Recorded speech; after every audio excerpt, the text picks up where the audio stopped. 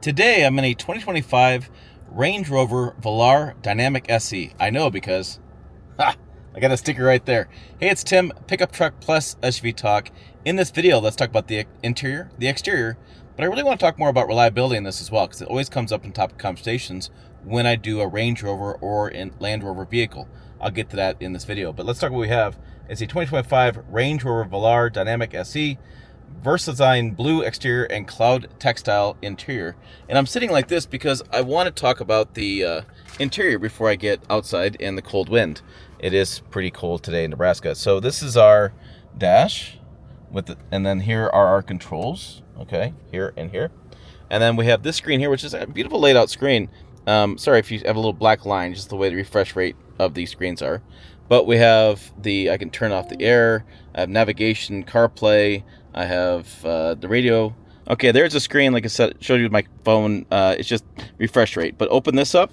My phone is in there. I'm charging it now. It's wireless charger, USB there. Here's your shifter. Okay, so you have park, drive, neutral, reverse. There are the cup holders.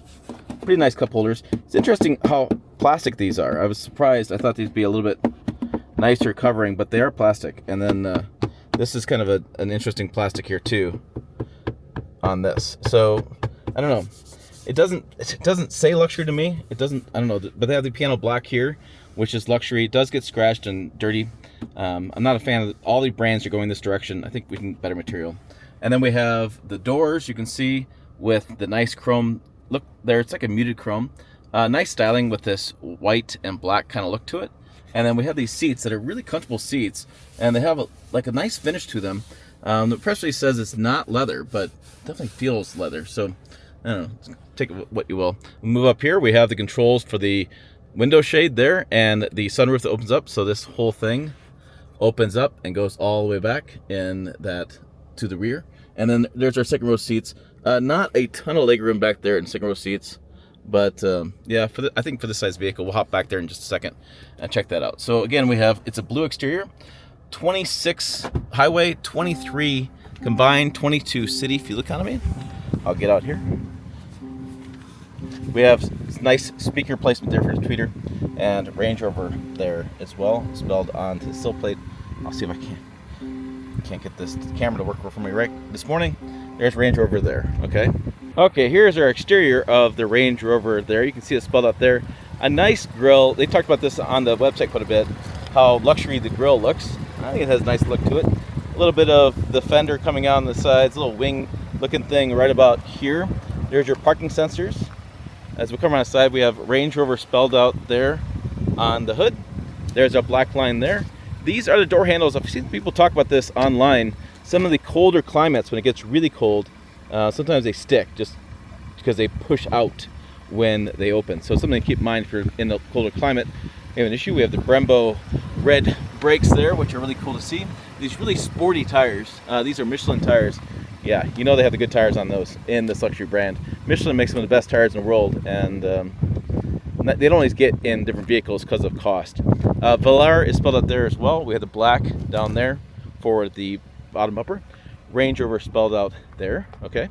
As we open this hitch area up, pop that open. We'll see what's back here. We have a nice bag. So you can see where we can fit, like, a rollerboard of stuff back here. I don't know what I got back here, but some different bags and things in this vehicle. And then we have, this is a nice hard plastic kind of cover back here. And this opens up, and we have our spare Continental tire there as well. So wait a minute, that's Continental tire. And then over here is Michelin's. So that's interesting. Different brand tires for the spare. And I don't know if I've ever seen that before. We have the 12-volt adapter there, and then we have a little spot there for storage. And then this can cover up and keep prying eyes away from our cargo back there. And then we'll close this here too. But I want to check out the second row seat real fast. My son has been sitting behind each other, and yeah, that's not a terrible amount of leg room there. So he's had no complaints. He found pretty comfortable sitting back here, but he's young. He's like 10, so it might be an issue. But let's hit the road, talk more about reliability with this and how it drives in this Range Rover Velar. All right, out on the road here with the Range Rover Velar. Let's see how quick this thing is. I have sport mode or dynamic mode engaged. There's 30. 40, 50, 60, 70. Yeah, this is the 2.0 liter engine, and honestly, I'm not that impressed with it. I think for maybe the average consumer, maybe somebody a little bit older who doesn't need all that offline speed like I do, would be satisfied with it, but not a huge fan of that. Now, for driving, yeah, I mean, it's sporty. It looks sporty. It corners well. Handling, I like the handling of it. I don't feel like it handles road vibrations that well, though. I feel like feel a lot of separations of pavement. I'm hitting things a little bit harder than I want to. I've even put it in comfort mode, which is additional drive mode on this, and yeah, I'm still not loving that aspect of it. So I don't know. For me, I think, like I said, in this price point, maybe I'd go with something that handled the roads a little bit better as far as, you know, for my driving. Now, if you live in an area with really good roads, well, hey, no problem.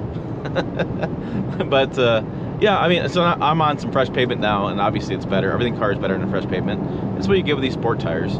It's interesting. It's got an off-road mode, which I think just as a carryover from Land Rover, I don't think I'd use an off-road mode with this kind of vehicle, especially with the way the tires are. This is a sporty pavement driving vehicle.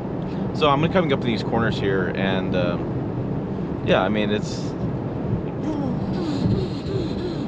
fun. You know, the handling's great. Like I said, I don't love the road vibrations, and if I had the money and I was buying this and I had the option, there is a 3.0 liter engine as well. Got 100 more horsepower. I think I'd go with that for my driving needs. Now let's talk about reliability, because like I said at the beginning of the video, is it reliability? Is that the way it is today, or is that old school reliability thoughts on newer Range Rovers, Land Rovers? I mean, is it a crazy mechanic on YouTube who does things with hands, clickbait titles, and talks about the one Range Rover he fixed 25 years ago and applies to all Range Rovers, or is it really a known issue? So I did some digging this morning on consumerreports.org, looked at some forums, looked at NHTSA, and I think it's kind of a mixed bag. I mean, I looked at the forums, and there's a few people that had an engine replaced here and there. There's been engine replacements on different Land Rovers on YouTube. We've had videos on this as well.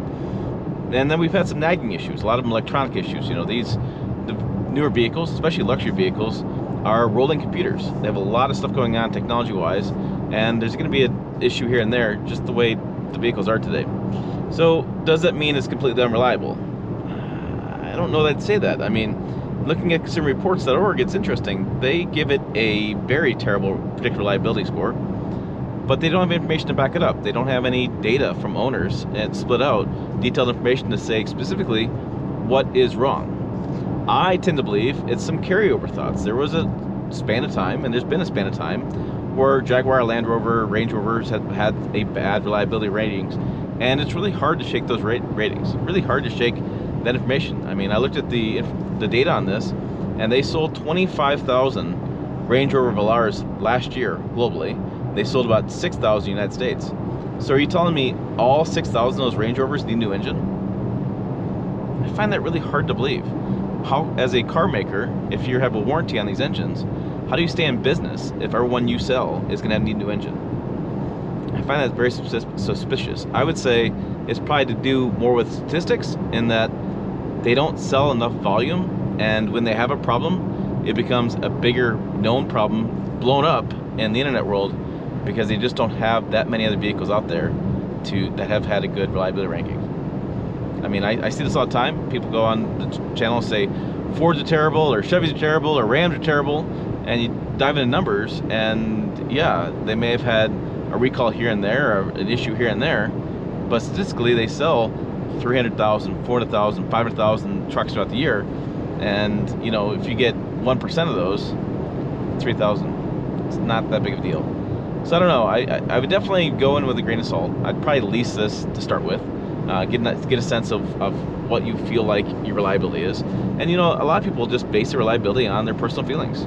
As you've driven this, do you feel like you have a reliable vehicle? I've driven Toyotas that have the best reliability in the business, and I've had issues with them. I've seen people have brand new engines, Toyotas. I mean, cars are cars, as one person put it in the forum. Cars are cars. And you have an issue, you won't have an issue. But I don't know that it's fair to constantly, every time a YouTube video comes out on a Range Rover, and I see it all the time in the comments, I don't know that it's fair to put, oh, has it been in the shop yet?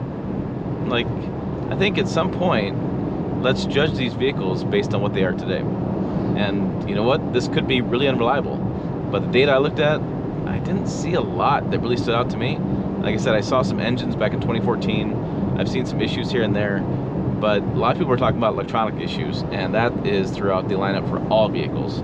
There are a variety of software issues they're still working on. Remember, these are car companies, and they contract out the software services. So you have a variety of vendors working together to make these systems happen. And it's just going to happen. You're going to have issues with things. There's just no way around it. So overall, get back to the overall. I like the exterior. I like the way it looks. I like the features. I like the layout and dash. It does feel more luxury to me. It's not so plush and overdone as some other luxury vehicles are. The driving experience, I'd go with the 3-liter myself, just a little more fun. And I'm not sure why I can't get a little bit better driving as far as road comfort in this. It's definitely more spirited driving, and you give up some of the drive comfort, in my opinion. And for, what did we say it was? Get the handy dandy sheet for $76,115. You know, it's a cool vehicle. I would definitely shop around too. Check them out. I don't know that anything in this price point really stands out to me as far as being a great vehicle in that price point, like Mercedes-Benz and things. But I do like it. I turned a lot of heads this week, and definitely got me thinking about this long-term reliability issues and whether that's a known issue or it's just that's the way it's always been. And that's the way it has to be, and nothing will change my mind. What do you guys think? Do you think it's a known issue, not a known issue? Do you think this is a great vehicle? Put your comments down below. I'd be curious what your thoughts are. Also check out other videos over here. Website down below as well, pickuptrucktalk.com. As always, thanks for watching. I will see you down the road.